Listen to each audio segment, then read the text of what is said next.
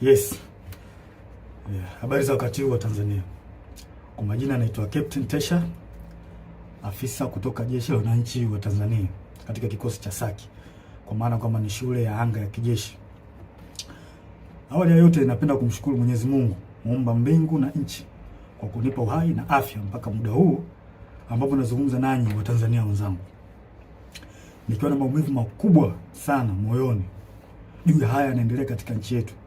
Nimejaribu kutafakari sana mpaka muda mwingine kufikia kumshirikisha Mungu kwamba nikiwa naiona hatari kubwa sana ambayo ipo mbele yetu kama taifa.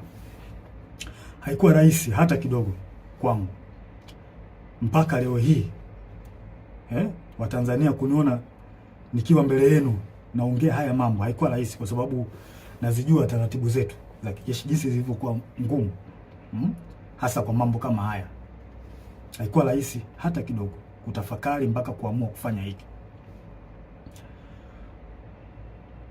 Kwa maana hiyo sasa, nikiwa naifahamu hatari hiyo iliyopo mbele yangu juu ya hichi ninachokifanya kwenye utaratibu wetu, desturi zetu, pia katika mambo mengine, sitojali hizo hatari kwa namna yoyote. Sitomwogopa mtu yoyote, ila heshima kwa wakuu wangu itabaki pale pale.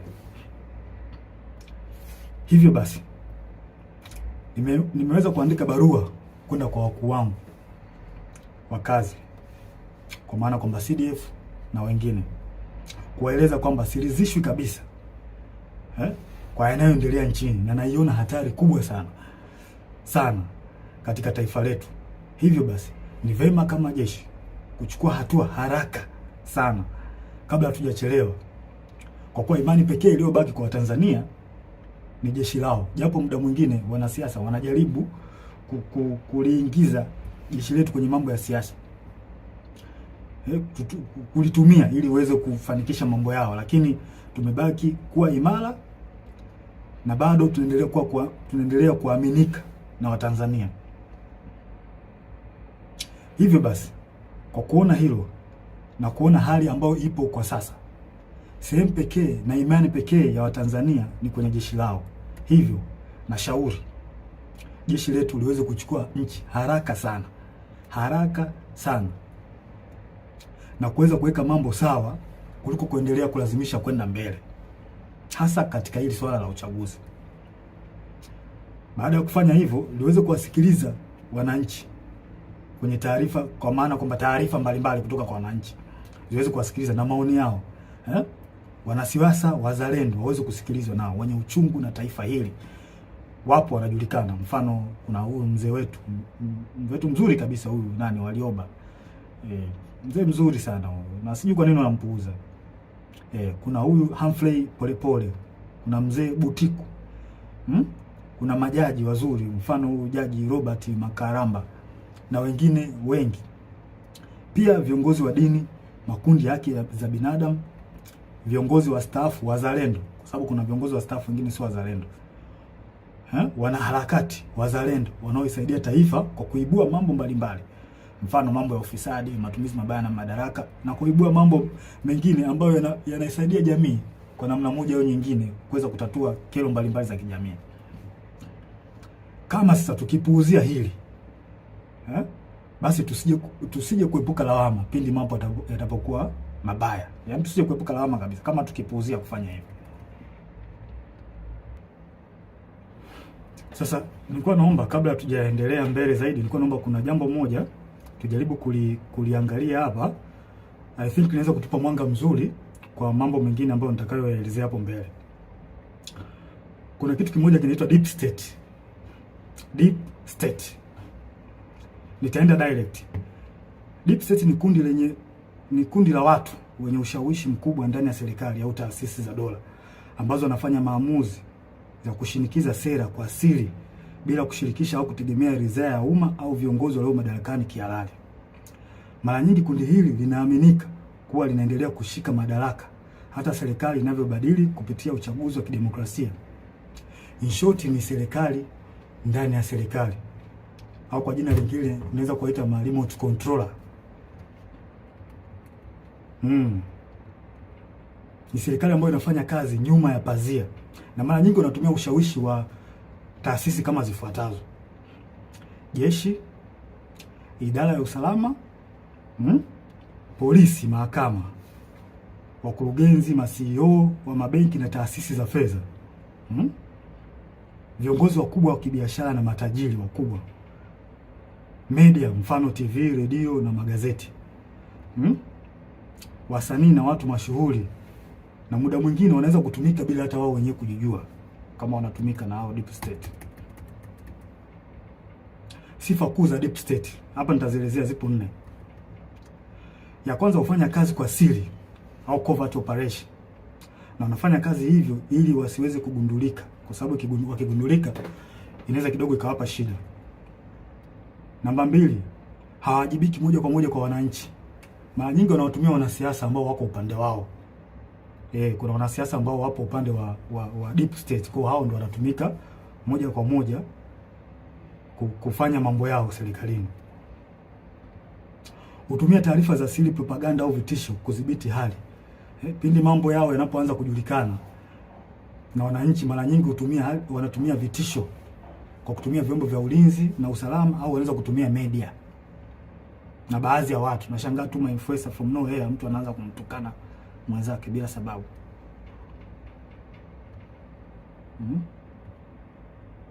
Na wanaweza kumpinga au kumuondoa kiongozi aliyechaguliwa kama hawakubaliani naye. Mfano, wananchi labda wamemchagua kiongozi fulani ambao wao wamempenda, wameona kabisa huyu kiongozi ataenda kutusaidia kutukomboa katika nchi yetu au katika jamii yetu.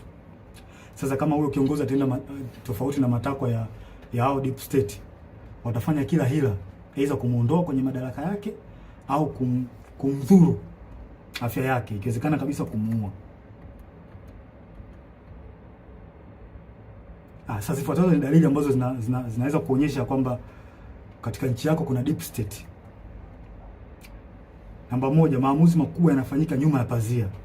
Sera muhimu zinapangwa na watu wachache wasiochaguliwa na umma, ambazo hazina maslahi kwa umma na mara nyingi zinakuwa zinawakandamiza wananchi. Namba 2, idara za usalama zinakuwa na nguvu zaidi ya kawaida. Vyombo vya ujasusi, mfano polisi, usalama, vinaonekana kutenda mambo kinyume na sheria au kibali kutoka serikalini au bunge, kwa sababu muda mwingine wanapokea amri kutoka huko kwenye deep state. Namba 3, ukosefu wa uwajibikaji. Unaweza kukuta kuna hali ya rushwa au kuna rushwa ambayo imefanyika katika taasisi fulani, na unashangaa tu from nowhere watu hawachukuliwi hatua, wanaekeana kinga. Na inaonekana kabisa watu wamefanya hizo hujuma za rushwa, hakuna uwajibikaji, unaachwa. Namba 4, kampeni za habari na propaganda. Hutumia media, mfano magazeti, TV, radio na mitandao kwa ajili ya kutengeneza propaganda pindi unapoona taarifa zao au siri zao zinajulikana. Hutengeneza namna ya kuweza kuficha huo ukweli.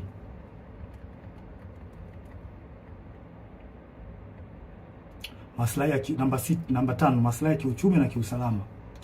Watu wachache sana, mfano wafanyabiashara wakubwa, familia za kitajiri na taasisi za fedha, wanashirikiana moja kwa moja na maafisa wa usalama au jeshi.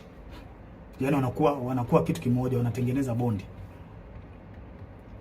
Na pia mikopo au tenda au mikataba ya kitaifa ambayo ina faida, wanapeana wao kwa wao. Wanapeana maslahi wenyewe kwa wenyewe. Si watu wazuri hao. Namba 6, kukandamizwa kwa wakosoaji au whistleblowers. Wapiga filimbi au waandishi wa habari za kichunguzi mara nyingi wanakandamizwa, ikiwezekana kuuliwa au kudhuriwa pindi wanapotoa habari zao, pindi wanapofichuliwa. Na vyombo vya habari muda mwingine vinavyofanya hivyo, mara nyingi wanachukuliwa hatua. Hivyo vyombo vya habari vinachukuliwa hatua na hao watu kwa sababu wana mkono mrefu.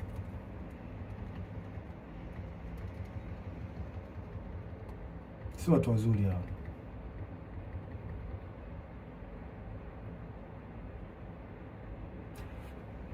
Huendeleza maslahi hata kama ni kinyume na matakwa ya umma au sheria. wananchi hata mkipiga kelele vipi kuhusu hali mbaya au matatizo ya nchi, wao hawajali. Yaani wanafanya mambo kwa maslahi yao, hawajali wananchi hawa watu. Hawajali kabisa. Wanafanya mambo kwa faida zao wenyewe. Sasa kwa namna hiyo mnaweza mkapata clear picture kuhusiana na hili jambo la deep state. Kwa mnaweza mkafanya comparison, mnaweza mkaangalia hali halisi na kinachotokea nchini kwetu. Je, hiko kitu kweli ni kipo? Kwa mimi ninavyoona na kwa ajili na kwa namna ambavyo nchi yetu inavyoendelea, hii jambo lipo. Lipo kabisa bila hata kuficha. Hakuna kuficha hapa. Hili jambo lipo na linaongozwa na CCM mtandao, wanajiita mtandao hapa. Wapo chini ya Kikwete, Rostam Aziz, wakina marehemu Bernard Membe, Mungu lazima roho yake mahali pema peponi. Hawa watu ndio wanasababisha Tanzania isiendelee, wanarudisha nyuma nchi yetu. Na vile vile waliweza walimhujumu sana Dr. marehemu John Pombe Joseph Magufuli. Yeye mwenyewe alisema kuna watu wanamhujumu na Kikwete mmoja wapo. Alisema Magufuli bila ubishi. Hawa watu wa Tanzania wanatakiwa mwajue kwamba hawa watu hawana nia njema ya taifa hili. Hawana nia njema kabisa. Hawa ndio wanasababisha maendeleo yasipatikane kwenye taifa letu na usalama usipatikane kwenye taifa letu. Pindi nchi inapotaka kujikwamua iende sehemu moja kwenda sehemu nyingine, hawa wanatengeneza vipingamizi. Wanazuia. Kwa manufaa yao binafsi. Ikitokea mikataba ambayo ina manufaa kwa nchi, wao wanaingilia kati, wanaichukua wao na wanajinufaisha wao. Wananchi msitegemee kuendelea hapo. Mtapata shida. Nashangaa tu changamoto haziishi hospitalini, dawa za wagonjwa. Hivi kweli nchi yetu mpaka ilipofikia mpaka leo hii tunahangaika na dawa za wagonjwa kweli? Hii haileti picha nzuri kwa kweli. Yaani baada ya kwenda mbele kama taifa tunarudi nyuma. Na hawa watu sio kuwavumilia. Kikwete sio mtu wa kumvumilia kabisa. Na tusione haya. Tusione haya kueleza ukweli. Tusione haya kueleza ukweli katika jambo hili. Hawa watu sio wazuri. Na kwa mujibu wa Humphrey Polepole aliweza kuelezea vizuri hili jambo. Kwamba hawa watu walikuwepo tangu kipindi cha Mwalimu Nyerere. Na waliweza kutaka kujaribu kurubuni uchaguzi wa mwaka 1995. Walitaka waingie wao kwenye huo uchaguzi. Unaweza mkaona sasa namna hawa watu waliokopa na watu hatari. Hawa watu hawakubaliki na tusikubali kama taifa. Tusikubali kwa ruhusu hao, kwa sababu hawa watu wakiendelea kuwepo, wakiendelea kushika hizi nyazi, tusitegemee kupata maendeleo. Tusitegemee kabisa. Na tuambiane ukweli wa Tanzania. Na ukweli siku zote tukiambiana ukweli, ukweli unaponya taifa. Kwa hiyo kila mtu akikaa kimya, kuogopa sijui haitosaidia. Tutazidi kurudi nyuma. Hata mfanye kazi vipi my friend, mtaletewa makodi ya ajabu, mtaletewa hiki, hata faida yenyewe kwenye biashara yako hutaiona. Na ndivyo kinachoendelea hata sasa hivi. Mnajionea wenyewe. Kwa hiyo hawa watu CCM, hawa mtandao sio watu wazuri. Sio watu wazuri kabisa. Wadhibitiwe. Wanalihujumu taifa. Kabisa. Wanalihujumu taifa hawa watu. Wachukuliwe hatua kali. Wadhibitiwe kabisa. Na muda mwingine wanajaribu kutafuta zile sehemu ambazo zina nguvu. Mfano kama jeshi letu. Jeshi letu still bado lipo imara sana. Lipo imara sana. Wao wenyewe wanaona hii ni sehemu pekee ambayo wanaweza wakajifichia au wakapita huko kurahisisha mambo yao. Mfano wa mambo ya uchaguzi. Wanajua kwamba wakitumia jeshi wanaweza wakapitisha mambo yao. Na hili swala sio zuri. Na mimi ningependa nimshauri afande Sidif awe makini sana hawa watu. Hapo. Asipokuwa makini nao tutalipoteza hili taifa. Watanzania hawatakuwa na sehemu nyingine ya kulilia. Sehemu pekee iliyobaki sasa hivi ni kwenye jeshi. Jeshi ndio ambayo iko strong mpaka muda huu. Hizo sehemu nyingine, sijui mahakama, polisi, tayari Watanzania hawaziamini, na huo ndio ukweli. Tusifiche mambo hapa. Huo ndio ukweli. Tusifiche mambo. Hebu afande CDF, naomba tuangalie kitu kimoja na wenzangu. Tunaweza mkapata tafakari kidogo hapa. Tunajua katika jeshi letu kuna watu wa aina mbalimbali. Wako wengi sana. Kuna waumini wa Askofu Gwajima. Kuna watu ambao pia walikuwa wanampenda Magufuli. Kuna watu ambao pia ni waumini wa Roman Catholic. Na ambao pia wamesikitishwa sana na kupigwa kwa huyu padri wao Father Kitime. Kuna watu pia ambao ni watu ambao wanapenda haki, wanachukizwa tu na mambo ambayo yanaendelea nchini. Wapo kwenye jeshi letu, wapo watu wengi wazuri, wapo pia tuna watu ambao ni kabila la Kimasai ambao pia wameumizwa sana na swala ambalo linaendelea huko kwa ndugu zao, ikiwemo na wao wenyewe kuondolewa kwenye hii Ngorongoro na Loliondo, kufukuzwa. Wapo kwenye jeshi letu wa Masai, wapo wapo wengi sana. Pia kuna askari ambao ni ndugu jamaa na marafiki na watu ambao waliotekwa na kuuawa. Wapo ambao wana undugu au na urafiki, wapo wapo wengi. Sasa hebu tutafakari kitu kimoja. Sasa kama hawa watu wapo na kwa namna moja au nyingine wameumizwa na haya ambao au wameathirika kwa namna moja ama nyingine na baadhi ya matendo ya serikali, kwa mfano kama kupigwa kwa Father Kitime, au Wakatoliki ambao ni askari watajisikiaje? Kufungiwa kwa kanisa kwa la Askofu Gwajima, au waumini ambao ni askari kwenye jeshi letu wanajisikiaje? Au Wamasai, maafisa na askari ambao ni Wamasai wamefukuzwa Ngorongoro huko ndugu zao, au ongezekana wao wenyewe watajisikiaje? Au askari na maafisa ambao ni wapenda haki, wanapenda tu kuona kwamba nchi inaenda katika misingi ya haki, wakiona haya yanayoendelea nchini watajisikiaje? Sasa vipi sasa ikionekana kwamba hao wanasiasa wanajaribu kulazimisha jeshi litumike kuwanufaisha wao, hasa chama tawala? Hawa watu hawa watajisikiaje? Watahisi vipi wakati chama tawala hicho ambacho kimeshika dola ndicho kilichowaumiza, kilicholeta machungu, kufungiwa kanisa, kufukuzwa kwa Wamasai Ngorongoro, Wakatoliki kwa Father Kitime kupigwa? Unadhania watajisikiaje watu? Sijui mnanielewa. Kwa hiyo tujiepushe sana Afande CDF, na kuomba mkuu wangu, tujiepushe sana kukubali au kukubaliana na hawa wanasiasa kujaribu kuweka mambo yao ya kisiasa, kututumia sisi kupitisha mambo yao ya kisiasa, kutengeneza fia kwa Watanzania. Tusiruhusu watu wafanye hivyo. Tutaligawa jeshi. Hao wanajeshi hao waliofanyiwa haya yote nilioeleza, wana maumivu. Tunajua wana maumivu makubwa kiasi gani? Wanajisikiaje kwa ambayo yanafanyika? Au waliotendewa ndugu zao, maaskofu zao, wanajisikiaje? Unajua wanawaza nini kwenye akili zao? Je, vipi sasa wakihisi kwamba hao wanasiasa wanataka kulitumia jeshi lao, watajisikiaje? Si wataona kama jeshi nao limewatenga, liko upande wa watu ambao sio watu wazuri? Hii ni hatari sana kwa taifa. Tusikubaliane hata mara moja. Na mimi binafsi sikubaliani nayo. Sikubali jeshi kuhusishwa na mambo ya siasa, kwa sababu ni hatari. Ni hatari kwa taifa. Tuambiane ukweli. Yaani ukweli utatusaidia sana. Na haya mambo hata alishasema baba wa taifa Mzee Warioba, alishakataza sana. Tusirihusishe jeshi kwenye mambo ya siasa. Tutaharibu nchi. Tutaleta mgawanyo mkubwa sana.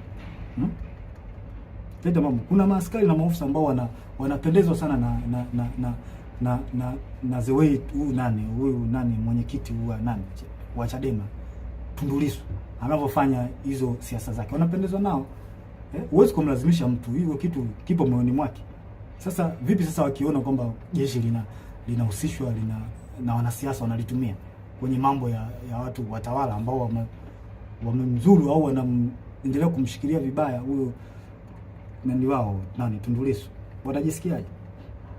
Tunatengeneza bomu ambalo linaweza kuja kutulipukia baadaye tukashindwa kulidhibiti. Tujiepushe sana na haya mambo. Sio mambo mazuri kabisa, yanahatarisha taifa letu kwa kweli. Tusiweze kuyavumilia kabisa, tuwe wawazi kuyaongea. Sasa huu ni ushauri wangu kwanza, tusidanganye kwamba wananchi hawajui kinachoendelea.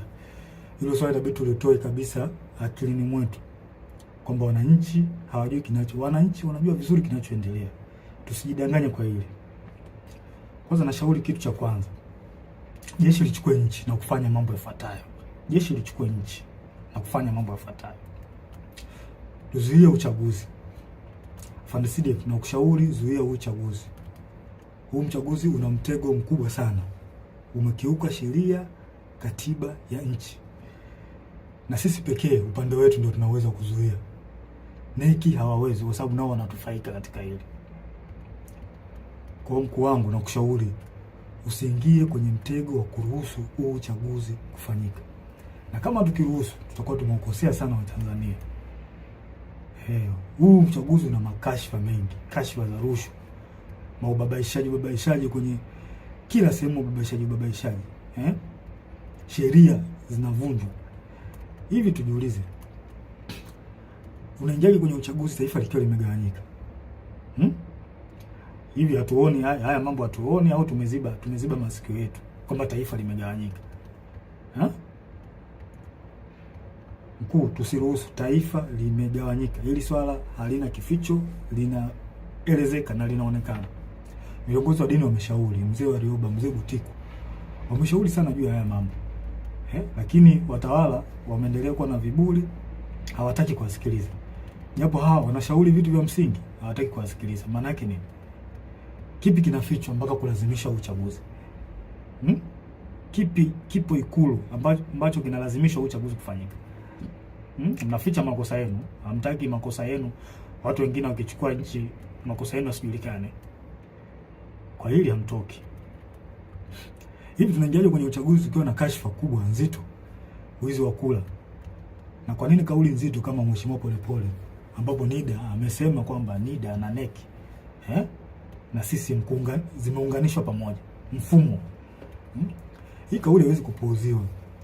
Hatuwezi kuacha ipite hivi hivi hata kidogo. Uchaguzi usimamishwe ili swala lichunguzwe.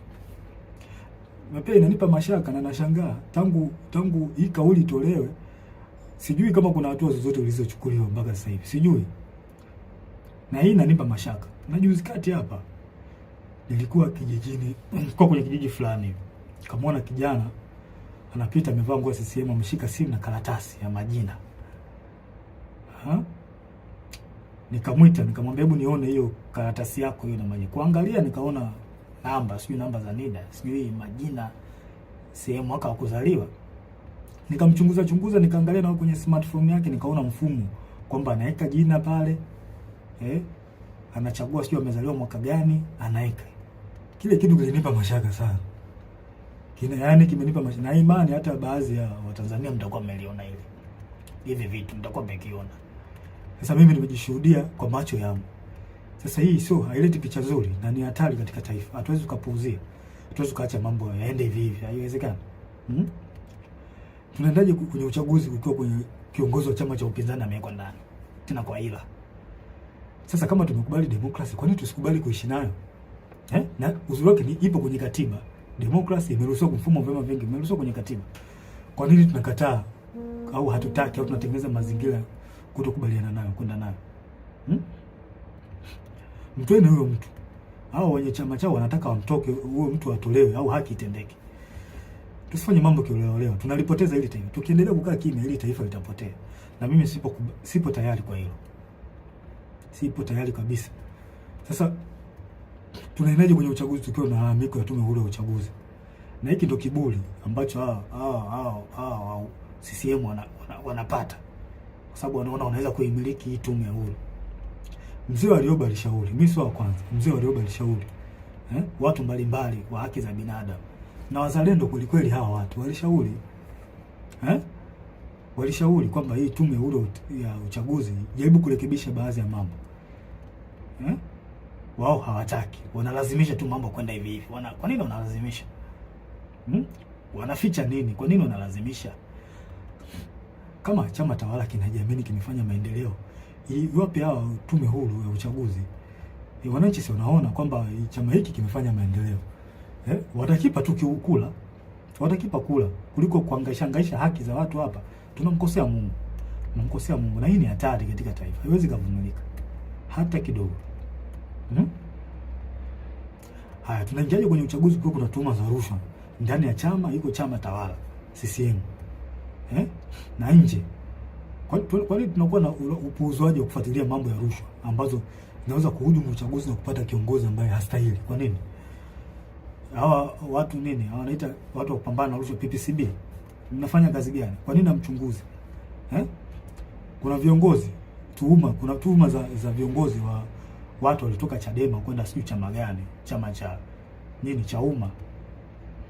Kuna tuhuma hapo kwamba hawa watu, kuna tuhuma za rushwa, walienda huko ili kwenda kuhalalisha uchaguzi. Vipi, mmezichunguza hizo tuhuma au mnaacha mambo yaende? Mkiacha mambo yaende, mnaharibu taifa. Nawaambia, mnaharibu taifa. Hili taifa mnaliharibu mkiacha mambo, msipotimiza majukumu yenu. Mnaliharibu taifa na hili alikubaliki. Na sijui mnalipeleka wapi hili taifa. Hili swala lichunguzwe. Hizi tuhuma haziwezi kaachwa zipite hivi hivi tu. Alafu mnalazimisha uchaguzi ufanyike. Hakuna uchaguzi hapa mpaka hizi tuhuma zichunguzwe, ujulikane ukweli. Yaani from nowhere Chauma, watu ambao walikuwa wana nini? Wanalisha nini? Wanalisha ubwabwa. Eti ghafla ndio kimekuwa chama kikuu cha upinzani. Hiyo ikubaliki na ingia kilini. Hakuna uchaguzi wa namna hiyo. Mungu hajabariki hilo. Na Mungu kama angekuwa amebariki hivi vitu vingeenda tu vizuri. Sasa mnaenda kumpata kiongozi ambaye hata Mungu mwenyewe hajakubaliana naye. Hii ni hatari kwa taifa kubariki hata kidogo.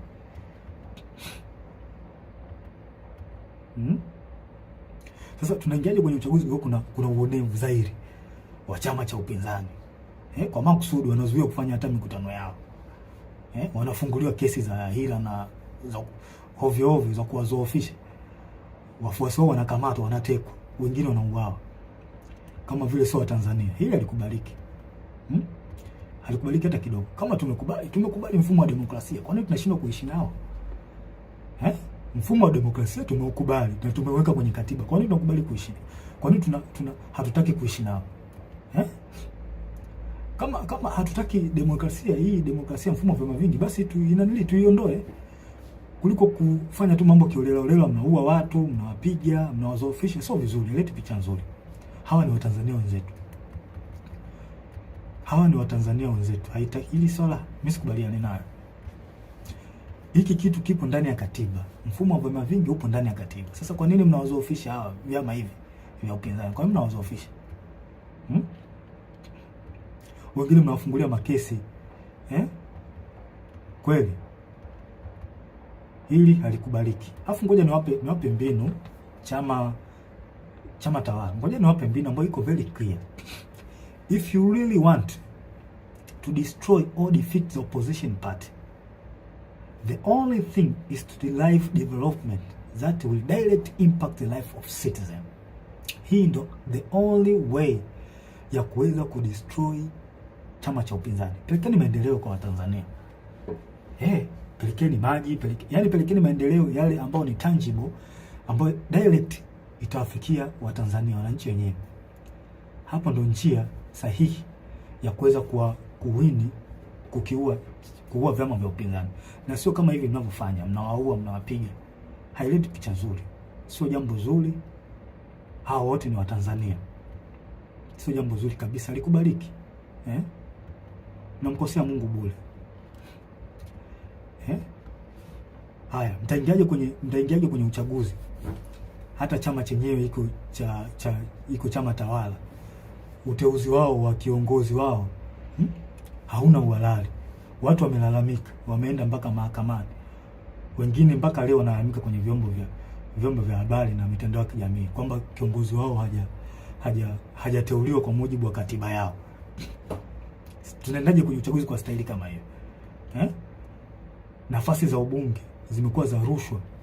Ndugu jamaa na marafiki ndio wanapewa hizo nafasi. Sasa mtaenda kutengeneza serikali ya aina gani?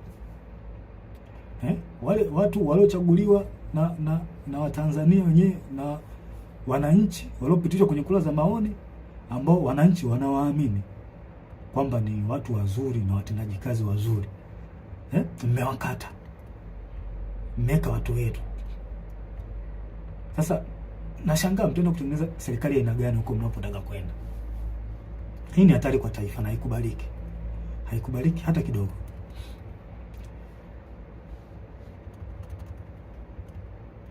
Haikubaliki na ivumiliki. Sasa mkuu wangu wa Afande CDF, kwa unyenyekevu mkubwa na heshima kubwa sana ambayo naiweka kwa mkuu wangu. Kwa sasa wewe ndio mtu pekee ulioshika imani kwa wananchi. Na upo kwenye mtego mkubwa sana. Tengeneza faraja imani kwa wananchi. Hili swala sio la Chadema, hili swala ni la taifa, umoja na mshikamano na upendo wa taifa letu. Ili tuweze kuendeleza hayo, na kushauri mkuu wangu, zuia uchaguzi. Uchaguzi hauna kibali hata kutoka kwa Mungu. Mkuu wangu Afande Sidifu, zuia uchaguzi. Kibali kutoka kwa wananchi tayari unacho, na imani wananchi watakuwa na imani wananchi wanataka, kwa hali tu inavyoonekana kwenye mitandao. Labda mitandao nao ni njia rahisi ya kuweza kupata taarifa, kupata habari. Wananchi wanalalamika uchaguzi uzuiwe. Kwa Afande Sidifu, na kushauri mkuu wangu kwa upendo kabisa na unyenyekevu wa hali ya juu sana, stay positive, zuia uchaguzi. Kibali kutoka kwa Tanzania umepata, zuia uchaguzi, wavushe hapa tulipo, na kuahidi ukifanya hivyo utarudisha imani kubwa kwa wananchi na jeshi, ambao ukweli usiofichika kwamba kuna namna ambayo jeshi letu liliteteleka, kwamba kuna namna ilionekana na ilihisiwa kwamba kuna namna inatumika na baadhi ya wanasiasa. Kwa hiyo ukifanya hivi utaweza kurudisha imani ya wanajeshi na wananchi kwenye jeshi lao. Kwa maana jeshi letu lipo kwa ajili ya kulinda katiba na kuwalinda wananchi, na sio kiongozi aliyekuwa madarakani. Mkuu wangu Afande Sidifu, nasisitiza tena, huu uchaguzi ni wa kihuni, tusikubali kabisa. Tusikubali wauni wachukue hili taifa, na ndio maana kuna hali ya kulazimisha hawa wauni hawa, kuna jambo wanataka kulifanya, tusikubali. Tukifanya hivyo, hakika tutakuwa tumeligawa taifa. Na haya mambo sio ya ufisadi ambao tunayaona sasa hivi, ufisadi sio uaji, yani utaongezeka maradufu, na wananchi hawatakuwa na la kuongea, utaongezeka maradufu tukikubali uchaguzi ufanyike. Afande Sidifu, umeshika matumaini ya Watanzania, zuia uchaguzi.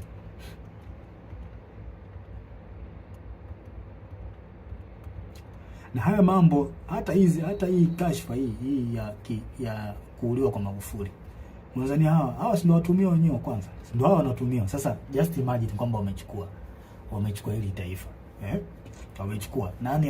Nani atachunguza kifo cha Magufuli kama wao wenyewe ndio wanahusika?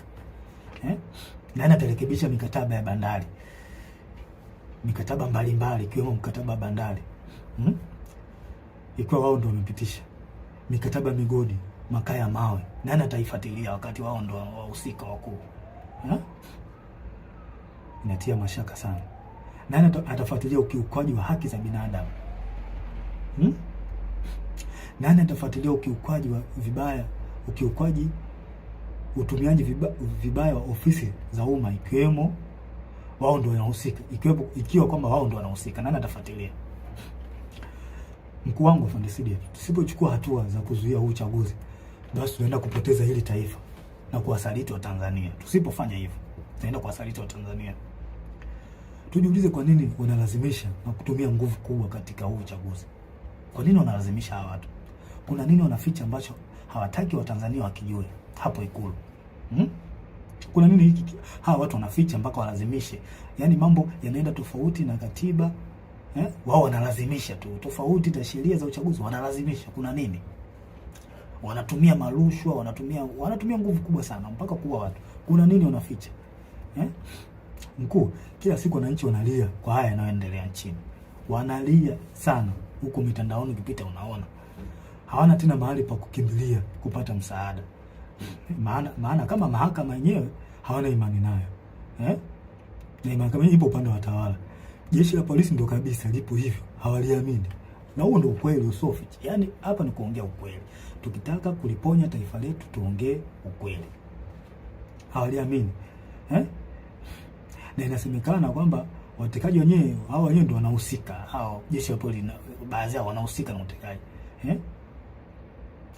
Bunge nalo ndio hivyo. Most of them kule ni chama tawala. Hawaliamini. Kwa hiyo sehemu pekee ambayo wananchi wanaiamini ni kwa jeshi lao la wananchi wa Tanzania. Wananchi wanalia sana mkuu. Wanalitaka jeshi lao liingilie kati, lichukue nchi, kuweka mambo sawa. Ili mambo na uchaguzi uende vizuri. Sasa kwa nini tusiwasikilize hawa wananchi wetu? Kwa nini tunawapuuza? Hili ndio jeshi lao, jeshi la wananchi ndio jeshi lao hawa wananchi. Tunatakiwa tuwasikilize.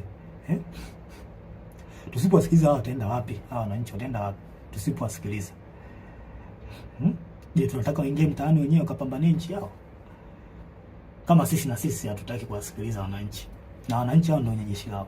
Kwa hiyo tunataka maana yake ni kwamba tunawataka hao wananchi waingie mtaani wenyewe wakajikomboe, wakachukue nchi yao. Kwa hiyo tunataka hivyo. Mkuu, tusipowasaidia tutakuwa tumefanya usaliti mkubwa sana kwao. Na mimi daima, mimi Captain Tesha nitakuwa upande wa wananchi. Hili naliongea bila kificho, bila kuogopa mtu yoyote. Nitakuwa upande wa wananchi. Watanzania tambueni, kama jeshi lisipoingilia kati, basi jueni wanajeshi wengi wapo upande wenu. Tambueni hilo. Wanajeshi wengi hawakubaliani na kinachoendelea nchini. Wapo upande wenu.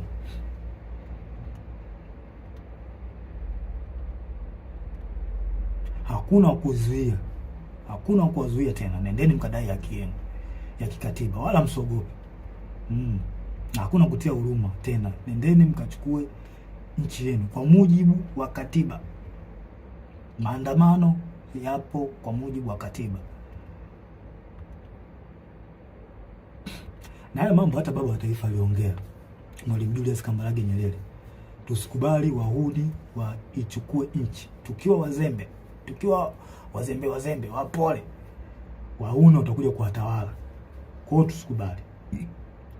Wananchi mko upande sahihi. Hawa watawala wamewapuuza maoni yenu. Na kama wamepuuza, maana yake ni nini?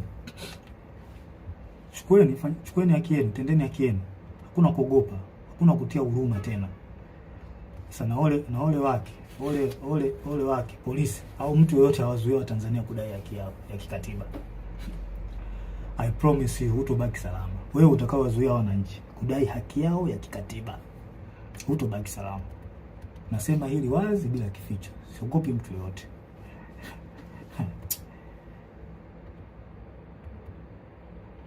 Ngoja niwaambie tu ukweli. Mimi napenda sana kuambia ukweli, hasa katika mambo critical kama haya, mambo ambayo yanahusu nchi. Mimi napenda sana kuongea ukweli. Yaani nyinyi watawala, msijidanganye kwamba mkipuuzia hali hii. Mkipuuzia hali hii kwamba msijidanganye kwamba mambo yataseto. Kama miaka yote ya uchaguzi mambo yanavyokuwa, kwamba watu wa Tanzania wataongea alafu baadaye watasahau, wataliacha. I promise you this time is different. Kwa hali ninavyoiona, this time is different. Hiki kipindi ni tofauti na nyakati nyingine zote. Wazungu wanakuambia, wana kauli yao, wanakuambia what brought you success yesterday does not guarantee victory tomorrow. Njia ambazo ulizozitumia wewe kupata success kipindi kilichopita, usitegemee kwamba ukizitumia njia hizo kwamba zitakupa faida. Hapana, unapotea. Sio hivyo. Haiwezi kawa hivyo siku zote. Sasa I promise you mambo hayatakuwa mazuri. Yatakuwa mabaya zaidi. Life will never be this. Wazungu wanasema life will never be as usual kama mkilazimisha hili. Jinsi mnaona, hata wenyewe mnaona kwamba hali ni tofauti. Kama mkilazimisha hili, life will never be as usual in Tanzania. Sure I'm telling you. Yes. Afande Sidef, mimi nakuombea kwa Mungu wa mbinguni katika jina la Yesu Kristo akupe hekima na ufunuo kuyaona haya na kulinusuru taifa. Kwa sababu mimi naamini kwa sasa wewe ndio mtu pekee unaoaminika na Watanzania.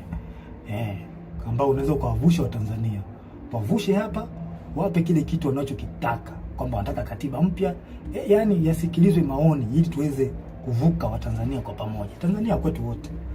Ya Watanzania wote. Kwa nini tunawanyanyasa hawa Tanzania jamani? Haileti picha nzuri. Kwa kweli, haileti picha nzuri. Tunakula kodi zao. Lazima tuwasemee. Swala la pili, Afande Sidef.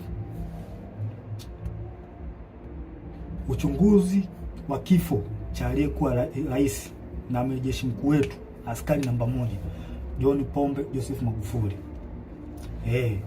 Rais Magufuli alikuwa askari namba 1 na amiri jeshi mkuu. Alikuwa kipenzi cha Watanzania. Kama sio wote basi walikuwa wengi wao. Pamoja na askari walikuwa wanampenda sana huyu mtu. na mimi ni mmoja wapo, nampenda sana, nilimpenda sana na still bado nampenda sana huyu mzee. Kipenzi cha Tanzania. Sasa na inawezekana pia hata waliokuwa wanamchukua by that time, kwa sasa hivi inawezekana kuna hali ambayo imeanza kuja kwao, kwamba wanawezekana kwamba wanaona kwamba mtu alikuwa sahihi, kwamba walifanya makosa kumchukia, na hisi hivyo, na kuna baadhi tayari washa admit. Magufuli aliongoza nchi kwa uzalendo hali ya juu, hamna mtu asiyejua hilo kwamba huyu mtu aliongoza nchi kwa uzalendo mkubwa sana. Kifo chake kimewahuzunisha watu wengi sana ndani ya nchi na nje ya nchi, hilo halina ubishi. Na kuna wengine, nikiwa mimi Captain Tesha nikiwa ni mmoja wao, sijawahi kabisa kupona maumivu ya kifo chake, yani mpaka leo sijawahi kupona maumivu ya huyu rais wangu John Pombe Joseph Magufuli. Naona sijui haya maumivu yataisha lini. Sasa kwa hali hiyo tumeweza kusikia taarifa mbalimbali. Of course hizi taarifa tuliweza kuzisikia mwanzoni kabisa kipindi cha kifo chake. Mimi nilizisikia hizi taarifa mapema sana, ila sasa nikawa sina taarifa, sina uhakika nazo. Nilizisikia kutoka Kenya, kuna hawa mabloggers, YouTubers, sio mabloggers walisema baadhi yao kwamba Magufuli ameuliwa na Kikwete. Kuna baadhi yenu nahisi hizo taarifa mtakuwa hamna kuficha vitu hapa. Kuna baadhi yenu nahisi hata hizi taarifa mtakuwa mlizipata mwanzoni kabisa baada ya kifo cha Magufuli. Umeona bwana? Sasa tumeweza kusikia taarifa ya kwamba kuna uwezekano kifo kimemsababisha na kupangwa na CCM mtandao. CCM mtandao hao kwa watu ambao sio wajua CCM mtandao. Hao ni Kikwete, Rostam Azizi, na marehemu Mungu ailaze roho yake mahali pema peponi Bernard Membe. Hao ndio CCM mtandao ambao wanajulikana na wengine ambao hawajulikani. Sasa hivi tunaanzaje kupuuza taarifa za kifo chake? Tunaanzaje kupuuza hizo taarifa za kifo chake? Pamoja na kwamba zilitolewa kwenye vyanzo vingi, lakini mtu kama Humphrey Polepole sio mtu wa kumpuuza hata kidogo. Huyu mtu yani utumishi wake unaeleweka. Ameshika nyadhifa mbalimbali, sehemu tofauti, na kwa kweli ni mchapakazi kweli. Kweli mimi nampenda huyu mtu kwa uchapakazi wake. Nampenda. Nataka nijifunze baadhi ya vitu, nataka nijifunze kutoka kwake. Ni mtu mzuri sana. Mtu mzuri sana. Sasa tunaanzaje kupuuza taarifa zake? Tunaanzaje kuzipuuza hizi taarifa za Polepole? Hizi taarifa zake haziwezi kupuuzwa hata kidogo. Na rais hata usalama wa taifa wanazo. Polepole ameeleza hata hizi taarifa za kuuliwa kwa Magufuli hizi, usalama wa taifa walikuwa wanazijua. Na hata CCM wenyewe baadhi yao walikuwa wanajua. Na hili sala inanisikitisha sana mimi binafsi. Linanisikitisha sana. Na rais hata wazalendo wengine inawasikitisha kwamba tangu taarifa hizi zimetolewa hakuna hatua yoyote iliyofanyika. Na huyu mheshimiwa Polepole ameeleza vizuri sana kwa ushahidi situation nzima the way ilivyokuwa, ameeleza vizuri tu kwamba amiri jeshi mkuu kuna uwezekano ameuawa na wanamtandao. Sasa najiuliza, hivi utaratibu wa kupuuza taarifa muhimu kama hizi kwenye taifa letu umeanzia lini? Umeanzia lini kupuuza taarifa ya kifo cha mheshimiwa wetu Magufuli? Umeanzia lini kupuuza taarifa zinatolewa na mtu kama Polepole? Mnapuuza. Kwa nini mnapuuza? Kwa nini mjafanya uchunguzi mpaka sasa hivi? Hili swala linasikitisha sana na linatia mashaka, na sijui tunaelekea wapi kama taifa. Hivi ni kweli tupo serious kama taifa? Hivi kweli tuna mapenzi mema na taifa letu au tunaigiza uzalendo? Kuna watu wengine wanaigiza uzalendo, yani wao wanaigiza, hawana ule uzalendo kutoka moyoni. Wapo kwa ajili ya maslahi. Hii tabia kuchukulia poa mambo muhimu katika taifa letu limeanza lini? Hili alikubaliki. Watanzania wanataka kifo cha mpendwa wao kichunguzwe. Tena ikipendeza jeshi lenyewe lichunguzwe kifo chake haraka sana bila kuogopa mtu yoyote, na haki itendeke. Hatuwezi kukubali tu mambo yaende hivi hivi tu, yani kwamba mambo ya kwamba taarifa ishatolewa kwa tunaacha mambo yaende hivi hivi. Hilo alikubaliki. Na isema hii dhahiri kwa moyo, hilo alikubaliki. Kifo cha Magufuli kichunguzwe. Hatuwezi kukaliacha hili swali linapita hivi hivi. Hilo swala haliwezekani, haliwezekane. Lazima tuchunguze. Tena nashauri kwa dhati. Tena nashauri kwa dhati kabisa, moyo wangu na ukweli mtupu, nashauri mtandao wote wakamatwe, waweke ndani haraka bila kumwogopa mtu yoyote, kwa sababu hakuna aliyejua hiyo sheria. Hakuna mtu, mtandao wote waliotajwa na Humphrey Polepole, kwa sababu hata usalama wa taifa hizi taarifa wanazo.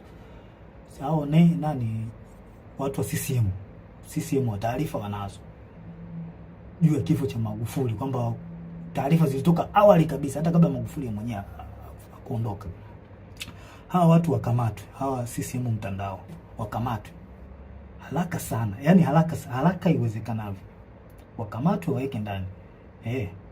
Kikwete na wenzake wote wawekwe ndani, wasije wakakimbia nchi hawa, yani wawaiwe haraka sana, yani nashauri haraka sana. Afande CDF, nakuomba, hii ni muhimu sana, naomba ingilia kati, haki itendeke katika hili. Kifo cha Magufuli kichunguzwe. Sasa ningependa nigusie kitu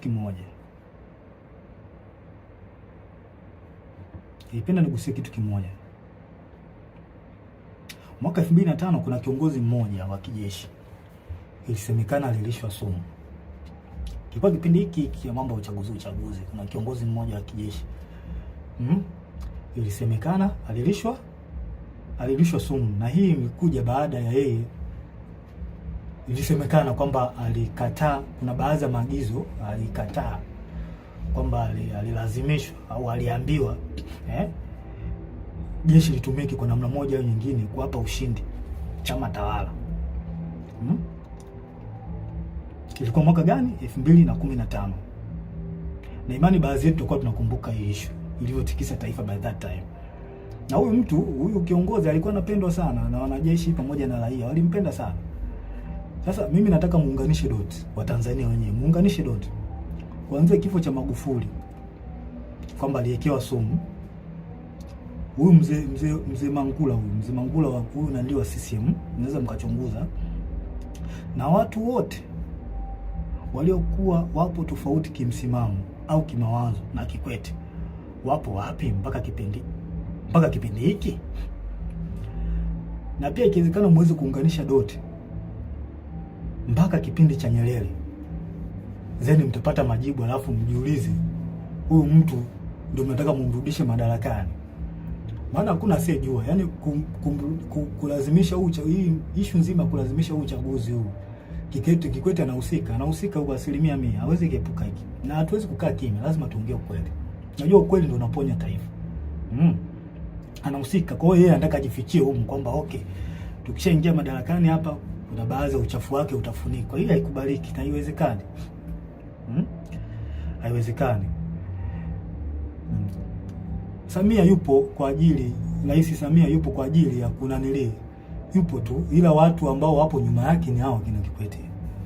Huyu mtu adhibitiwe, akamatwe yeye na mtandao wake haraka sana, kujibu hizi tuhuma za kifo cha Magufuli. Yaani akamatwe haraka sana. Tuwezi kuacha tu mambo hivi. Tukiacha mambo ende hivi tutaharibu taifa. Na mimi siwezi kukubali nikiwa hai kwamba nione taifa langu linaharibikiwa. Sipo tayari kwa hiyo. Ushauri wangu wa tatu, Afande CDF, tusikubali hata kidogo wanasiasa kuhusisha jeshi letu na mambo ya siasa. Hili swala mimi sio mtu wa kwanza kulizungumzia, na madhara yake makubwa sana. Wananchi watakosa imani na jeshi lao. Yaani jeshi lishaanza kukaa tu kwamba linaegemea upande wa chama fulani. Vipi sasa wale upande wa chama kingine ambao ni wanajeshi au ambao ni raia watakuwa wanalionaje jeshi lao? Hili jambo sio zuri. Tuliangalia kwa makini. Kuna mambo mengine, kwa mfano kama sijui kuna picha zinazosambaa mitandaoni zikionyesha jeshi lina magari ya kijeshi sijui yametumika, helikopta vikitumika, sijui watu wengine sijui wale kuruta wanaenda kwenye kampeni. Hili jambo ni kama ni kweli, jambo halileti picha nzuri. Haileti picha nzuri kabisa kama ni kweli. Tunaharibu nchi. Sasa vipi sasa, kwa mfano chama kingine kinaomba sasa magari au kinaomba helikopta kwamba okay, kwa sababu mmewasaidia watu fulani na sisi tunaomba mtusaidie. Vipi wakiomba tutawapa?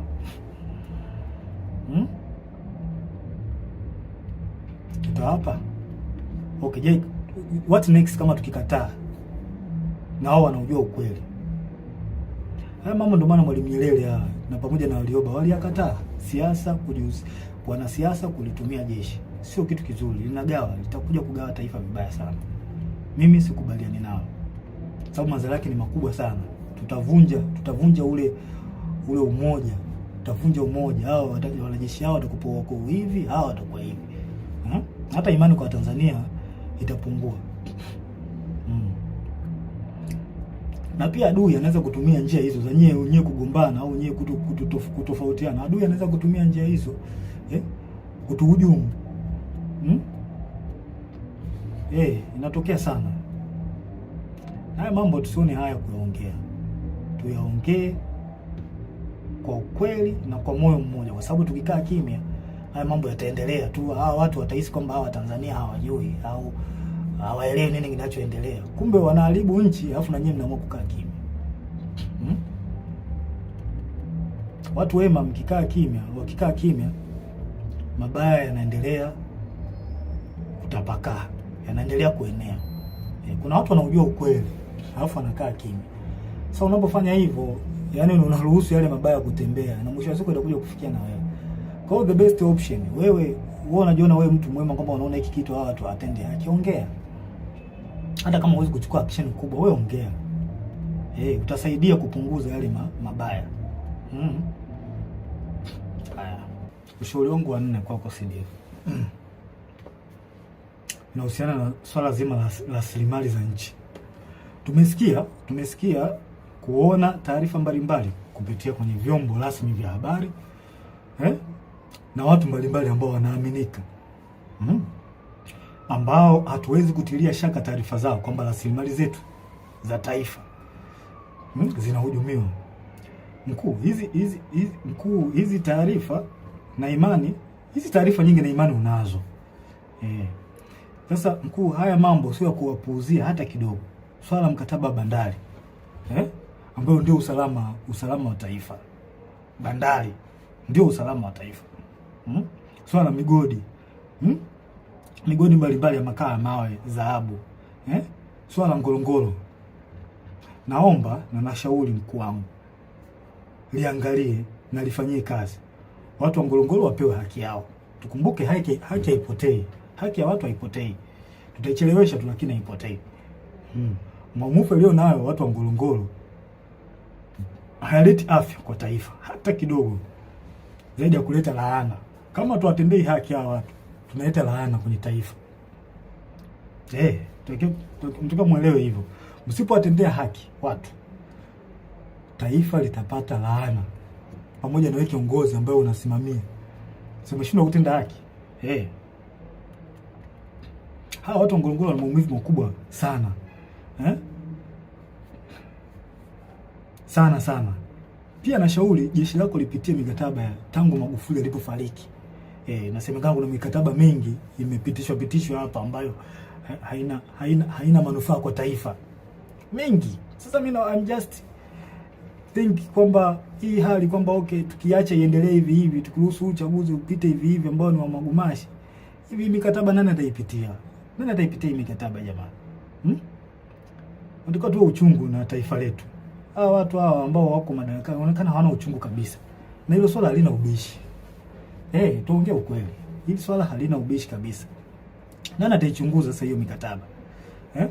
Kwa hiyo afande CDF, na shauri mikataba yote tangu Magufuli alipofariki mpaka sasa ichunguzwe. Kwa sababu haya mambo tunayoyasikia kwa watu ambao tunawaamini na mitandaoni sio ya kupuuzia, kwa sababu mitandao ni chanzo pia cha kupata taarifa. Kwa hiyo issue iliyobaki ni kuyafanyia kazi. Kwa hizo taarifa za mitandaoni sio za kupuuzia hata kidogo.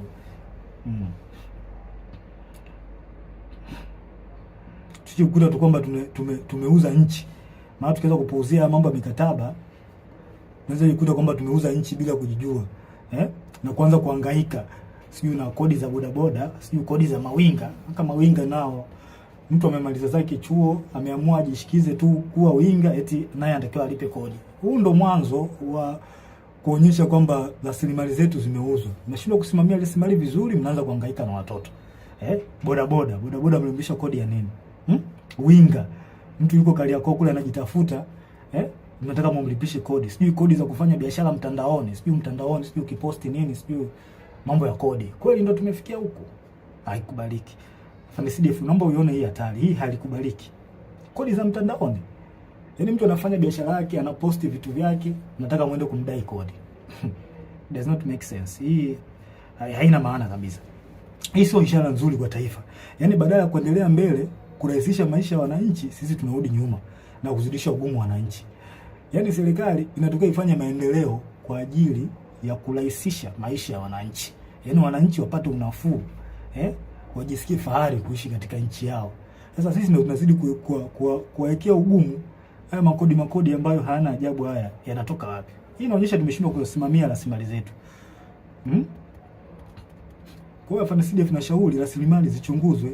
Mimi binafsi sipo tayari kuyavumilia haya hata kidogo. Sipo naongea hii kwa moyo wa dhati. Siogopi kitu chochote. Yaani siogopi kitu chochote. Issue kama ya kifo, kufa ndio kitu ambacho siogopi kabisa. Kwa sababu mpaka nimeamua kuwa mwanajeshi, swala la kifo nilikuwa nalijua. Kwa hiyo siogopi. Sipo tayari kuyavumilia haya hata kidogo. Baba wa Taifa alisema tukiwa wahoga kuyazungumza na kuchukua hatua kwa mambo haya, ipo siku taifa litatawaliwa na wahuni. Hii ni kauli aliongea Baba wa Taifa. Mnaweza mkaiangalia kwenye speech zake. Na Baba wa Taifa ndio mtu ambaye tunamchukulia kama ni mtu ambaye anatuongoza. Zile speech zake zinatuongoza taifa kuelekea katika sehemu ambayo ni nzuri kimaendeleo. Sasa kama Baba wa Taifa ameliongea hili, mimi sio mtu wa kwanza. Mimi naishi katika nanili zake, speech zake. Na hiyo dalili, hiyo kauli aliyoongea Baba wa Taifa kwamba tukiwa hawa wauni wakiachwa, tukiacha mambo bila kuyaongea, mambo mabaya bila kuongea, ipo siku taifa litatumiwa na wahuni. Hiyo dalili ni tayari kama imeshaanza kuonekana. Watanzania watakuwa mashahidi. Kwa hiyo yanayoendelea, hii dalili imejidhihirisha. Na ni kweli tunatawaliwa na wahuni. Hilo swala hakuna haya kuliongea. Tunatawaliwa na wahuni, hawana uzalendo na taifa letu. Mimi sikubali kutawaliwa na wahuni. Sasa mkuu wangu wa FANICDF, na kushauri tuchukue nchi na kuyazuia haya haraka sana. Tuchukue na kuyazuia haya, kwa maana kama tukiruhusu, basi tutajua tutakuwa tumewakosea Watanzania na nchi itakuwa mikononi mwa wahuni. Haya tunayoona sasa hivi na hisi yataongezeka mara nyingi sana. Na yote anaongozwa na Kikwete. Huyu mtu mimi sijui kama ana hofu ya Mungu. Sielewi. Sasa naomba tutafakari mambo fulani. Niwarudishe nyuma kidogo. Kuna jambo moja wa Tanzania huwa tuna tabia kusahau. Hasa situation iliyokuwa miaka ya nyuma, hasa kuanzia mwaka 2005 mpaka 2015. Kipindi cha utawala wa Kikwete.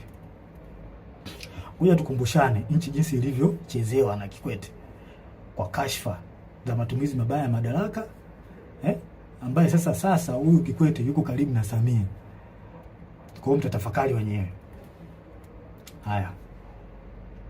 Moja, kuna kashfa ya malipo ya nje EPA kuanzia mwaka 2005 kwa makadirio tu hapo, ambao mtakuwa na taarifa sahihi. I think mnaweza mkaeka mambo sawa. Kuanzia mwaka 2005 mpaka mwaka 2006, ambapo benki kuu BOT ilihusika. Kiasi cha fedha cha bilioni 133 zilipotezwa, ambapo kwa taarifa Daudi Balali alihusika. Watu ambao mlikuwepo kipindi hiko na hizi taarifa mliipata. Kuna kashfa ya Richmond 2006 mpaka 2008, ambapo Edward Lowassa, Nazir Karamagi na Ibrahimu Msabaha, hawa watu walituhumiwa kwa kashfa hizi. Kuna mabilioni ya pesa mengi hapo yalipotea. Kuna kashfa ya Meremeta, Tan Gold na Deep Green Finance mwaka 2006 mpaka mwaka 2007, bilioni 155 zilitumika bila uwazi. Watu wamebeba hela hapo. Kipindi cha Kikwete alikuwa kiongozi. Kuna kashfa ya rada 2007. Serikali ilinunua rada kutoka Bae. Kampuni inaitwa Bae, I think iko UK. Kwa bei ya juu mno kupitia rushwa. Yaani watu hao wauni wauni watu wabaya sana. Hawa wauni walipandisha gharama. Yaani hii kampuni ilikuwa inauza gharama ya chini, lakini wauni ambao walipewa wakaenda kufanya manunuzi ya rada wakapandisha gharama. Karibia bilioni 60 waliongezea bilioni 60. Kwenye ununuzi wa hii rada kutoka UK. Sasa kwa bahati nzuri serikali baada ya kufuatilia zile fedha ziliweza kurudishwa na serikali ya Uingereza bilioni 60. Naona mambo hayo. Haya. Kashfa ya makaa ya mawe ya Kiwila Coal Mine kuanzia mwaka 2008. Mgodi uliuzwa kwa kampuni inayohusishwa na viongozi wa juu kwa wakati huo ambaye alikuwa Edwin Lowassa na Daniel Yona. Mabilioni ya shilingi ya ununuzi wa mgodi wa mikopo. Yaani hao inaonekana walinunua mgodi. Walinunua mgodi kwa gharama, walifanya hujuma kununua mgodi kwa gharama ya chini. Hujuma hizo. Kuna kashfa nyingine ya shirika la ndege la Tanzania ATCL 2008 mpaka 2010. Mabilioni ya pesa ya hasara kwa shirika. ATCL iliingia mkataba mbovu na South Africa Airways. Pia mikataba ya kukodisha ndege kwa gharama kubwa. Unaona mambo haya. Kashfa ya TTCL na ZTE mwaka 2008 2010 ambapo TTCL iliingia mkataba na kampuni ya Kichina uliokuwa na gharama kubwa na usio na faida kwa taifa. Kiasi cha fedha cha bilioni 70 zilipotea. Kashfa nyingine ni kashfa ya bandari na TICS 2010 mpaka 2015. Mamia ya bilioni yalikuwa yanapotea kila mwaka juu ya rushwa, upotevu wa mapato, mikataba mibovu kati ya TPA na waendeshaji binafsi wa bandari. Kashfa nyingine ni kashfa ya gesi ya Mtwara 2012 mpaka 2013. Rushwa ya mabilioni ya dola yalifanyika kwenye mkataba. Hii ilipelekea maandamano makubwa Mtwara na baadhi ya watu kupoteza maisha. Kashfa nyingine ni kashfa ya Tegeta Escrow 2014, mitambo ya umeme IPTL PA. Fedha zilikuwa katika akaunti ya escrow ya benki kuu zilichukuliwa na kugawiwa kwa watu binafsi, makampuni na viongozi wa kisiasa. Kuna viongozi hapa waliokuwepo kwenye hii kashfa, kuna Sospeter Muhongo na viongozi wengine walihusika. Kashfa NCCF na Kigamboni New City 2012-2014. NCCF iliwekeza katika mradi mikubwa ya ujenzi ikiwemo mradi wa Kigamboni New City bila uwazi na kwa gharama kubwa. Billions of money zilipotea kwenye hii kashfa. Kashfa nyingine ni kashfa ya bandari ambao wengi wenu, bandari ya Bagamoyo ambao wengi wenu mlisikia. Hizo ni kashfa kubwa. Ingawa zipo nyingi lakini hizi ni baadhi. Hizi ni kubwa ambazo zilikuwa kipindi cha utawala wa Kikwete. Huyo mtu ambaye sasa hivi yupo karibu sasa na Rais Samia. Pia kuna kashfa ndogo za kipindi hicho. Kuna manunuzi ya magari ya mawaziri na viongozi, magari ya kifahari 2006 mpaka 2011. Yaani kuna magari ya kifahari yalinunuliwa ya mawaziri na viongozi kwa wakati huo. Kuna ubadhirifu katika miradi ya maji ya vijijini mwaka 2009 mpaka 2013. Baadhi ya miradi ilipokea fedha nyingi lakini haikukamilika. Hizo hata Magufuli aliongelea. Mikopo yenye utata kupitia benki za serikali kama TIB na benki ya kilimo, na baadhi walionufaika walikuwa wana ushawishi kisiasa. Yaani wanasiasa walijinufaisha kupata mikopo kwenye hizo benki. Ufisadi katika mikataba ya ujenzi wa barabara na madaraja. Gharama zilikuwa zikipandishwa kiholela. Kashfa ya manunuzi ya sare za jeshi la polisi. Angela Kiziga alihusika. Sasa hizo ni kashfa ambazo zilikuwa kipindi cha Kikwete, huyu mtu ambaye yuko sasa hivi yuko na Mama Samia, yuko karibu naye sana. Nadhani mnaweza mkawa na picha fulani. Sasa basi, kwa baadhi ya watu ambao mlikuwa mmesahau haya na ambao mlikuwa hamjapata akili, hii ndio awamu ambayo Kikwete alikuwa kiongozi. Na kashfa nyingi hapo mtandaoni na kashfa nyingi hapo, wana mtandao walihusika kwenye hizo kashfa hizo. Kwa hiyo mnaweza kutafakari wenyewe na kupata majibu kwa hizi kashfa. Tena hizi ni chache, zipo nyingi sana. Kashfa za awamu ya 6 ambazo kipindi cha mama, na imani mmezisikia, nyingine mmezishuhudia na mnaziona mpaka wakati huu. Kashfa za mama. Tusifiche mambo. Unajua, tukitaka kuponya taifa, mimi kila siku mimi nitakuwa naongea, tukitaka kuponya taifa tuongee ukweli. Ukweli unaponya taifa. Hamna kuficha mambo hapa. Nilikula kiapo cha kusema ukweli. Mimi nitasema ukweli, hata kama unawaumiza nitasema ukweli. Kashfa za awamu ya 6 mnazisikia kila siku zinapostiwa. Polepole, mheshimiwa Polepole. Tena Polepole anajitahidi sana kueleza Watanzania.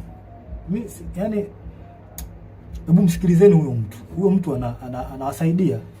Msikilizeni. Ameeleza makashfa nyingi, mama mfisadi ya mtoto wa nani? Mtoto wa rais. Yaani mtoto wa rais tulitegemea uwe mfano kwa vijana wa Tanzania. Kuwa mtu ambaye una tabia nzuri. Una mwelekeo mzuri. Lakini mtoto wa kiongozi ndio anakuwa mtu mwenye kashfa. Haileti picha nzuri kwa taifa, na ni aibu. Ni aibu kwa mheshimiwa rais mtoto wako kuwa na kashfa. Ni aibu. Aibu sana.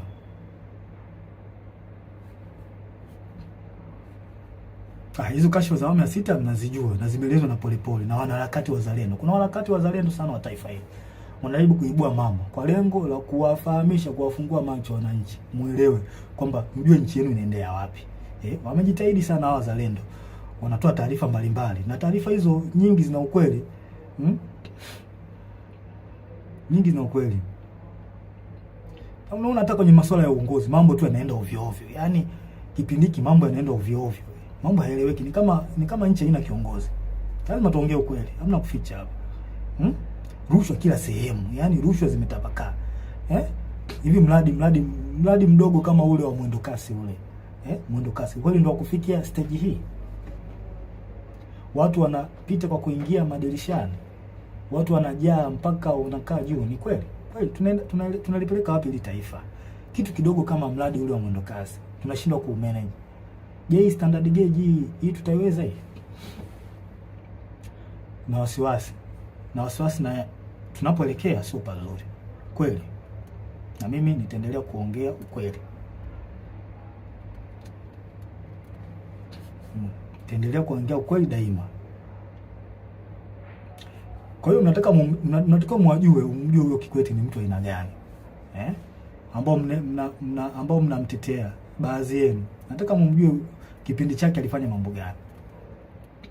Hawa watu hawafai kabisa. Hawana uzalendo wala uchungu na Tanzania. Nyie ambao mpo gizani mpaka sasa hivi hamyaoni haya.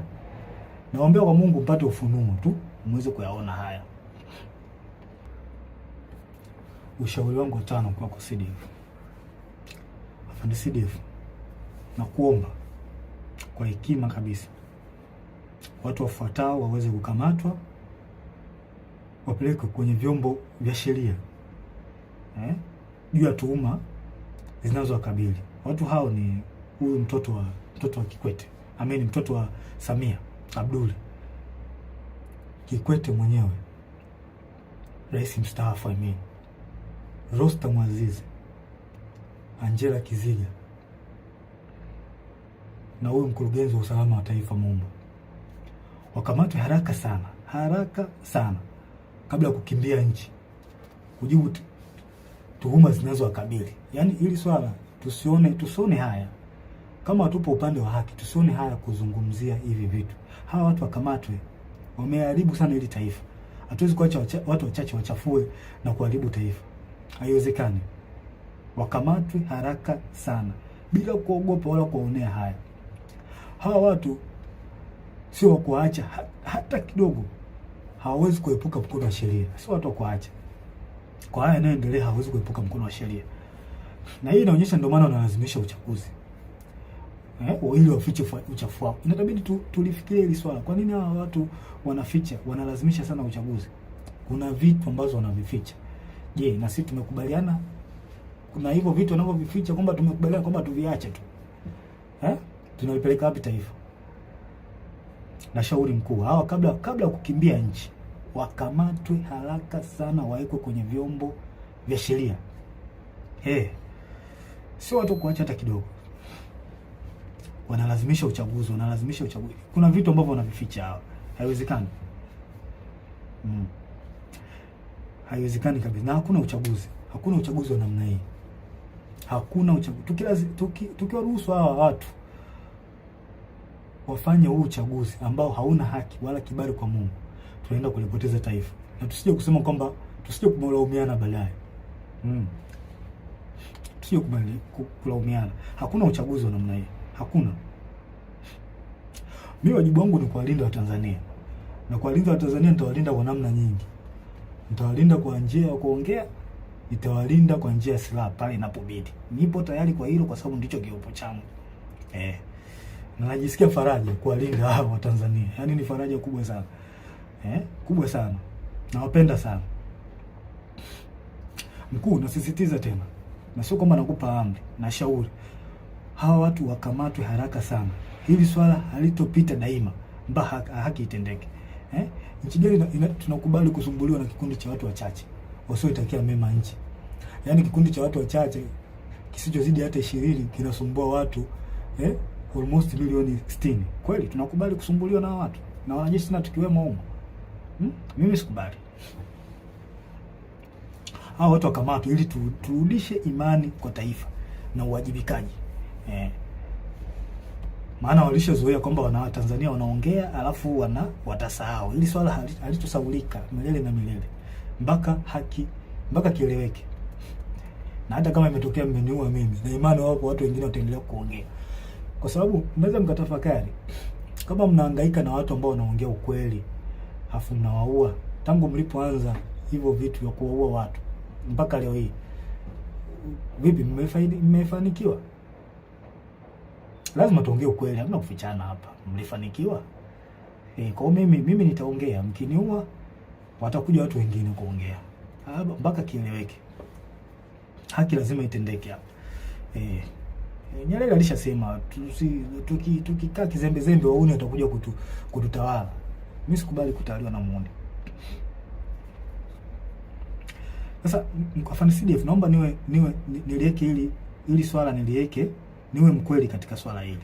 Na wanajeshi wenzangu wazalendo kweli. Naomba niliweke ili swala liwe open kwenu. Tusipokuwa makini, jeshi letu litakuja kutekwa na wanasiasa. Hii inakuwa mwazi kabisa, sincerely. Kama ilivyotekwa mahakama, jeshi la polisi, usalama, na iona hatari jeshi letu nalo kuja kutekwa na wanasiasa. Na tusidanganye kwamba kwetu halitotokea. Hiyo inawezekana na dalili zishaonekana. Lakini this time itakuwa tofauti na miaka yote. Hawa watu wamefanya maovu mengi sana. Hawa wakina Kikwete, Rostam, Samia, wametumiwa kwa mambo mengi sana, maovu na mazito kweli kwa taifa hili. Hivi mnahisi watakaa kizembe? Watakaa kizembe tu? Lazima walazimishe kwa uchaguzi. Lazima walazimishe. Kwani tunadhani kwamba hatujui au wanadhani kwamba hawajui hatari ambayo iko mbele yao kwa yote waliyofanya? Jeshi pekee ndio sehemu iliyobaki kwa hao kujihakikishia usalama wa kudumu. I promise, kama hawa watu wakiingia madarakani, na jeshi letu ndio litakuwa mwisho wake, kwa sababu watahakikisha wanalikamata jeshi kama walivyofanya kwenye vyombo vingine vya ulinzi na usalama. Hili halina ubishi na liongea kwa ukweli. Watalikamata jeshi letu na watafanikiwa. Na hii watafanya ili wapate full protection. na hapo wananchi na wanajeshi wenye uzalendo wa kweli na mapenzi mema katika taifa hili mtakuwa hamna pa kwenda kwa kulilia. Lazima tutataka full protection.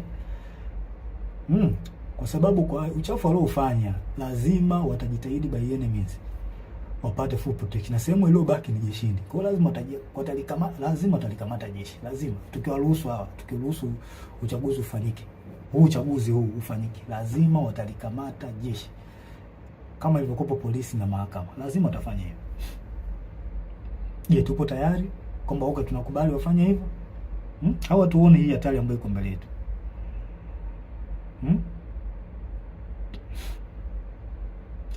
Naudia tena, jeshi pekee ndio sehemu iliyobaki wao kujihakikisha usalama wao wa kudumu. Hivyo basi watahakikisha wanalikamata effectively.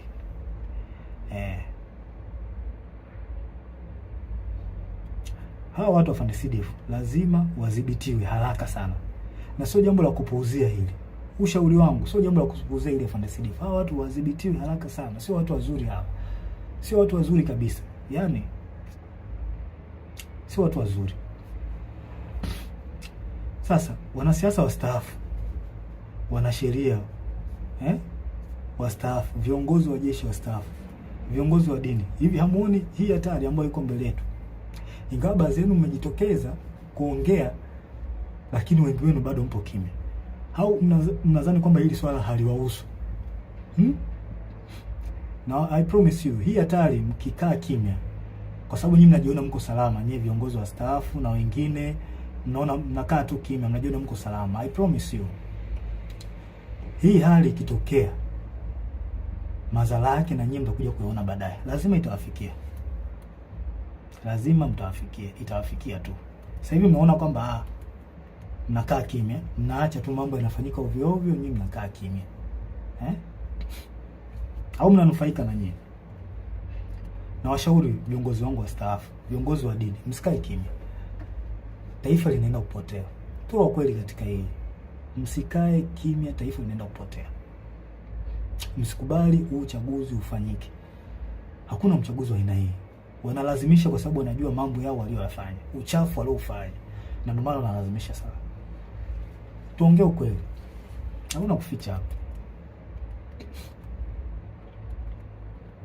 Kuna swali lingine ambalo mheshimiwa Polepole alizungumzia. Na mimi napenda tu nilisisitizie. Nashauri katika taasisi zote za serikali, vyombo vya ulinzi na usalama, mahakama, bunge, wizara zote, hasa wizara ya fedha, taasisi za usalama wa taifa na sehemu nyinginezo, tunzeni taarifa zote za ushahidi zinazohusu ukiukwaji wa sheria na taratibu za serikali. Kama msipofanya hivyo, time will come, and it very soon, time will come, tutatakiwa mtujibu, tutataka mtujibu wape zilizopo hizo taarifa, na hatutakuwa na uvumilivu na mtu yoyote. Sure, I'm telling you, hatutakuwa na uvumilivu na mtu yoyote. Tunzeni hizo taarifa, tunzeni taarifa zote za mambo ya rushwa, za mambo za ukiukwaji wa madaraka, uvunjifu wa taratibu, uvunjifu wa sheria. Tunzeni hizo taarifa. Time will come, tutahitaji hizo taarifa.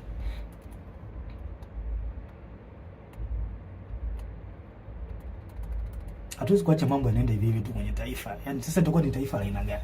Kwamba tuache tu watu wanafanya wanayoyafanya, tuache. Hili halitakuwa ni taifa. Tanzania inaheshimika sana.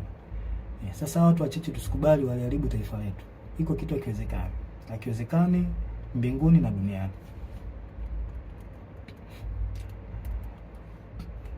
Pia nashauri wanasiasa na baadhi wakuu wa vyombo vya ulinzi na usalama, hebu tuache kutengeneza psychological fear kwa Tanzania. Hayo mambo yashapitwa na wakati. Tuache kutengeneza psychological fear kwa Tanzania, kutishatisha mara sijui kupita mitaani. Hayo mambo yashapitwa na wakati.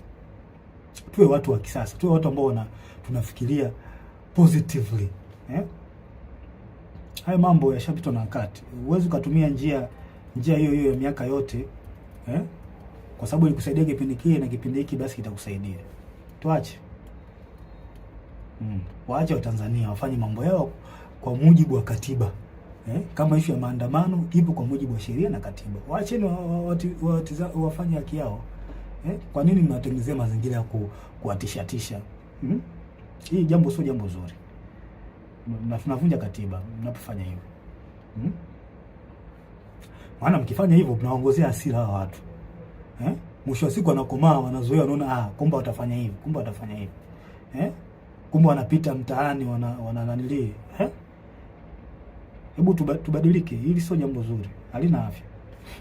Njia pekee ya kutuliza mambo hapa, yani njia pekee, the only way to settle down all the problem ni kufanya mwafaka wa kitaifa. Hiyo ndio njia pekee ambayo itasaidia haya yote kuliko kuwatishatisha. Na watishaji wananchi, watu wenu walipa kodi hawa. Wake zenu hao, wake zenu. Wa marafiki zenu, ndugu zenu, wachumba zenu. Ndio hawa wako uraiani. Kwa hiyo mnawatishatisha. Kwa nini mnawatisha? Sio jambo zuri. The only way ni kufanya mwafaka wa kitaifa, kudumisha upendo na amani katika taifa, na sio kuwatisha raia. Mimi sikubaliani nayo, iko kitu na sikipendi. Tunataka tujue pia huu mwaka ni tofauti. Hili swala halihusu chama fulani, eti sijui chama cha upinzani. Hapana, hili swala ni la taifa. Tusome alama za nyakati tuone. Hili swala linahusu taifa. Sio swala la Chadema hili swala. Kwa mwaka huu mnabidi muangalie hata nyenye utofauti wa huu mwaka.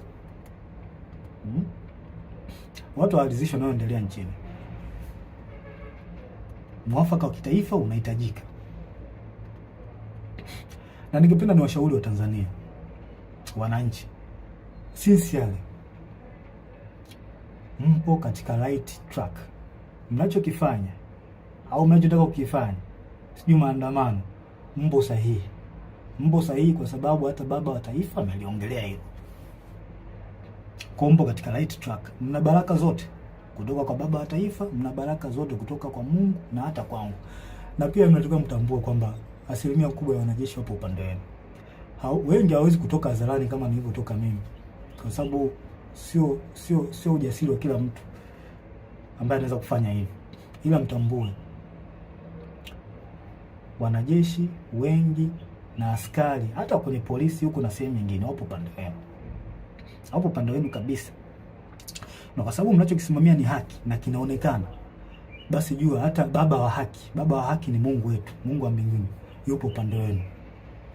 Hakuna kuogopa wala kutia huruma. Hili naliongea kwa msisitizo. Hakuna kuogopa wala kutia huruma. Na ole wake, yaani hapa naliongea sasa kwa kumaanisha ole wake polisi au mtu yoyote atakaye wazuia wa Tanzania kutimiza haki yao kikatiba. Siku inakuja, I promise you, siku inakuja tutakuuliza kwa nini ulikubali kupokea amri ya kuwazuia hao watu au kuwaua au kuwazuru. Kwa nini ulikubali kufanya hivyo? Najua muamini, lakini siku iko njiani. Hatuwezi kuacha taifa lipotezwe na watu wachache. Iko kitu hakikubali. Hakikubaliki hata kidogo. Hayo mambo 6 yalikuwa ushauri wangu kwa wakuu wangu. Kwa hiyo kama mkiona inafaa kutekeleza, basi itakuwa jambo la heri, itakuwa jambo zuri, kwa sababu lengo ni kulisaidia taifa letu, kuliokoa katika hiki kipindi. Na tusidharau kwamba hakuna hatari. Hatari ipo na ni kubwa sana. Sasa jambo lingine la mwisho, ningependa tu niwashauri wasanii na ma-influencers, wasanii mbalimbali na ma-influencers, vioo vya jamii hao wanajiita. Wasanii, jitahidini mkae upande wa wananchi. Huo ni ushauri ambao nawapa, japo sio wa ulazima sana, ila ningependa niwashauri mkae upande wa wananchi. Jifunzeni kwa wasanii wengine wa nchi nyingine. Matatizo kama haya yakitokea, angalieni woga wanakaa upande gani. Huo ni ushauri wangu wa bure na ni mzuri kabisa. Kama ikiona inafaa, mnaweza mkautekeleza. Ila kama mkiona haifai, pia mnaweza mkauacha. Nimemaliza. Ila kabla ya tarehe 29, Mungu akitupa uhai, nitarudi tena. kabla ya tarehe 29, na kama kutakuwa hakuna mabadiliko yoyote nitarudi tena. Lengo ni kuliokoa hili taifa, tulisaidie, hatuwezi kukaa kimya. Nitarudi tena kabla ya tarehe 29. Asanteni na watakia wakati mwema. Mungu awabariki sana.